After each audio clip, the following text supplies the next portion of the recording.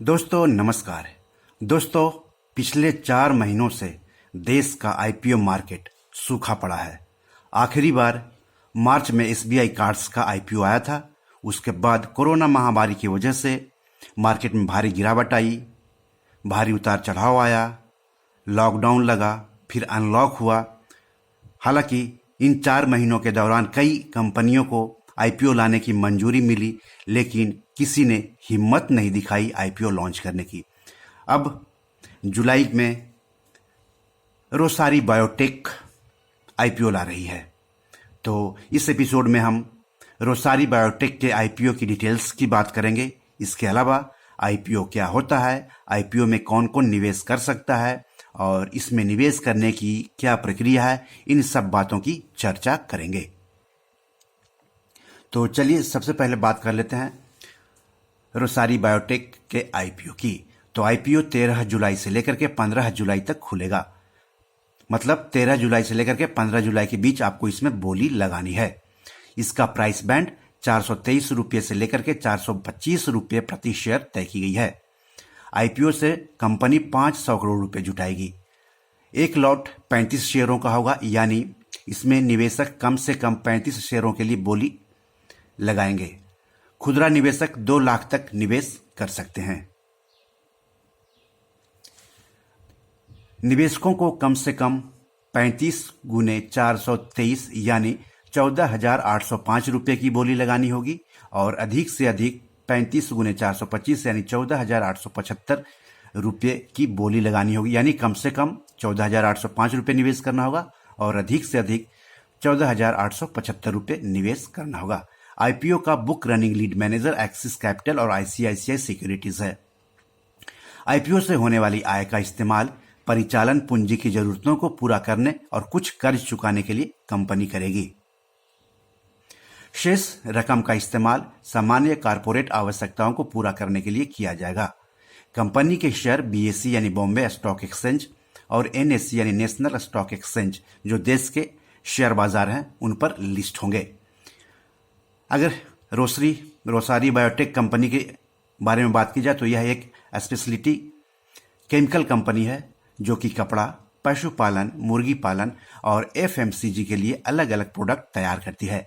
भारत के अलावा वियतनाम, बांग्लादेश और मॉरिशस जैसे 17 दूसरे देशों में इस कंपनी के कारोबार हैं। चलिए अब तो बात कर लिया हमने रोसारी बायोटेक के आईपीओ के बारे में और रोसारी बायोटेक के बारे में। अब हम बात कर लेते हैं कि आईपीओ होता क्या है और इसमें निवेश कैसे किया जाता है। तो आईपीओ यानी इनिशियल पब्लिक ऑफरिंग, यानी हिंदी में इसको आरंभिक सार्वजनिक निर्गम कहते हैं। आईपीओ को प्राथमिक बाजार यानी प्राइमरी मार्केट भी कहा जाता है।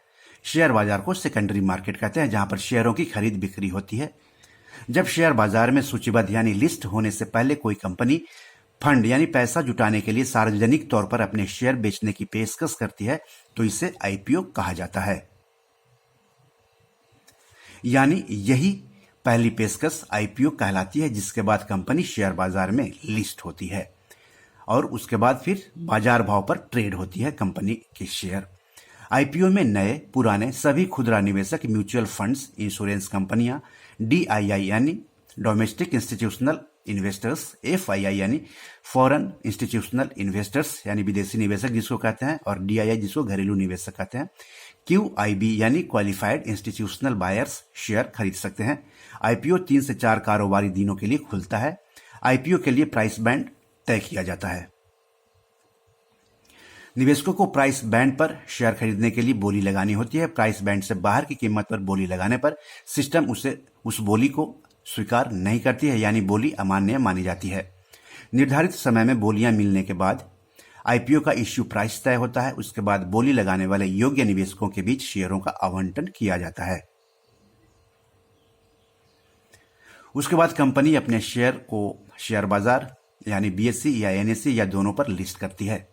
शेयर बाजार में लिस्ट होने के बाद कंपनी का शेयर बाजार कीमत पर कारोबार करता है। तो ये आईपीओ के बारे में हो गया। अब है कि आईपीओ में निवेश कैसे करते हैं। तो शेयर मार्केट, आईपीओ में निवेश करने के लिए सेविंग्स अकाउंट के अलावा ट्रेडिंग अकाउंट और डीमैट अकाउंट होने चाहिए। सेबी रजिस्टर्ड शेयर ब्रोकर्स के पास अकाउंट खुलवाना होता है। हालांकि सेविंग्स अकाउंट किसी बैंक के पास खुलवाना होता है। कई शेयर ब्रोकर्स तीनों अकाउंट की सुविधा देते हैं। डीमैट अकाउंट के जरिए किसी भी आईपीओ में निवेश किया जाता है। निवेशकों के डीमैट अकाउंट में ही आईपीओ से संबंधित फॉर्म मिलेगा, जिसे ऑनलाइन भरना होता है। आईपीओ के संबंध में जानकारी के लिए अपने शेयर ब्रोकर के संपर्क में रहें।